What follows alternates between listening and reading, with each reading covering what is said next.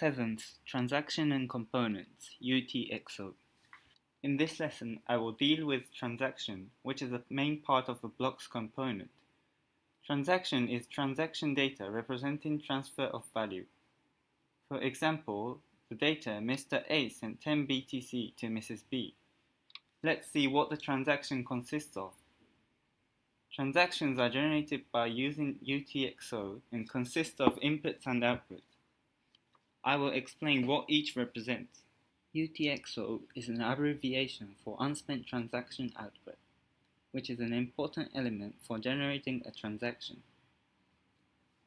UTXO refers to inseparable cryptocurrency that hasn't yet been remitted, and Bitcoin are remitted and settled using it. In other words, UTXO is the budget of the remittance side. When transactions are generated, deposits are recorded as input, and withdrawals are recorded as output. In Bitcoin, the total of UTXO is the amount of cryptocurrency that user has, and he can check by using wallet application. It isn't information that Mr. A currently has 100 BTC like the bank account, but the data that Mr. A has a total of 100 BTC that hasn't been used yet, and it represents the balance user has. The balance of the account isn't recorded in the blockchain, but the history of transaction is recorded. Input is who sent you Bitcoin, and output is to whom you sent Bitcoin. The total of input and the total of output should be equal, but in reality, commission is paid for the node called a miner, who approves transaction and succeed in generating block. Therefore, the output is slightly smaller than input.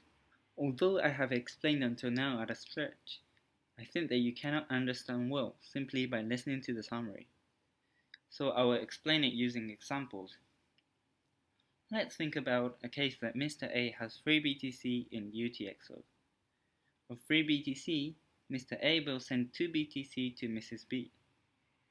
First, A puts 3 BTC into input, and 3 BTC moves to output. At this time, 2 BTC that A wants to send to B will be remitted to B's wallet address, and the remaining 1 BTC will be remitted to A's wallet address. As a result, if B originally had 4 BTC, B's UTXO would be 6 BTC.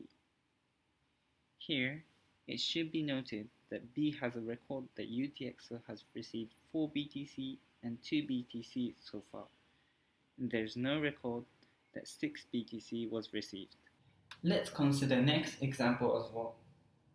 Now, Mrs. B's total UTXO is 6 BTC. Let's think about the case that B sends 5 BTC to Mr. C. There's a record that B's wallet address UTXO has received 4 BTC and 2 BTC, but there's no record that B received 6 BTC. Therefore, with only one of the two records, 5 BTC cannot be placed in output. So, both records have to be placed in the input. Now then, 6 BTC can be placed in output, and 5 BTC is recorded in C's wallet address, and the remaining 1 BTC is recorded in B's wallet address.